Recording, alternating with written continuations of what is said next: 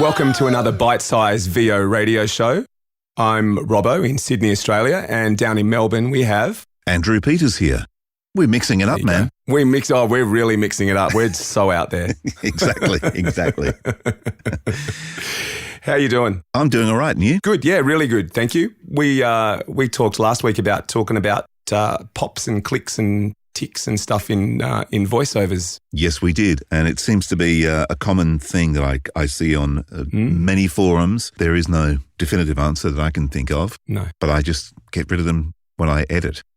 People say, eat a green apple or, have nice warm water. The body temperature water used to be the big thing. Right. I don't actually know. I think hydration is probably important. Like if you get dry in the mouth, if you drink a lot of coffee, especially if it's a milky coffee, that sort of dairy will probably get a few clicks going. But but I also find if I eat something like a grapefruit or whatever, which is very cleansing, that actually makes my mouth dry so much that it clicks. So it's not a wet click, it's a dry click. Yeah. Well, I guess that's the maybe where we should wind back to is what is a mouth click. Yeah. And as you say, that it can come from either wet or dry mouth. Yeah. But it's in the case of a wet click, it's the saliva sort of clicking between the tongue and your roof of your mouth and your teeth and all the rest of it. Yeah.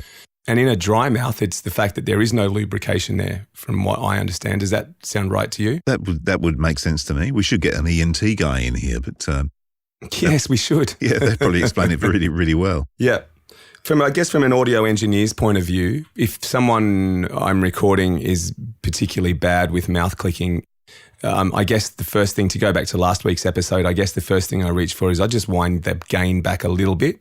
And if it's only small sort of clicks, that can sometimes help. If they're big clicks, then you've got to sort of go to the source and sort of get whoever it is drinking water, or in as I said last week, I know of a studio here in Sydney, hello to the boys at Stella, who keep a loaf of bread in the room to soak up some of that saliva, I guess. So interesting. So yeah, it's one of those funny ones, but it's certainly something as an audio engineer when you got to sit there and cut out 1,000 clicks in a 30-second voiceover that you start cursing and swearing whoever it was that voiced it. Yeah. But is there a trick, like if you pull away from the mic, does that help? Yes, it helps, but it doesn't sort of help in terms of the recording, because especially if you want that nice close mic sort of sound. Yeah. So that's sort of what I'm saying is I think I would probably more reach for the gain than I would for getting them to back off the microphone. But yeah, I mean, that's the whole thing. You sort of want to get less close to the mouth in terms of what we're listening to, because that's why you're picking them up, because the microphone's nice and close to the mouth, especially with a shotgun, which is so directional. Yeah. That will amplify the problem. So that would be another solution, I guess, too, is to think about, can I change microphone? Yeah, because there was the other thing, like if you go in there and you're a bit sinusy or a bit blocked up, I know you always direct the microphone away from the nose. Yes. So if you're getting mouth clicks, would you direct the microphone somewhere else? Yeah, I think that would be the other thing you would play with, was what's the microphone actually looking at, and play with that a bit. Yeah, you could probably possibly push it off to one side of the mouth. They all have audio consequences, so that's just one thing to think about, though. So the conclusion is there isn't one. Look, the conclusion is that I guess you've just got to sort of think about what's causing it, I guess.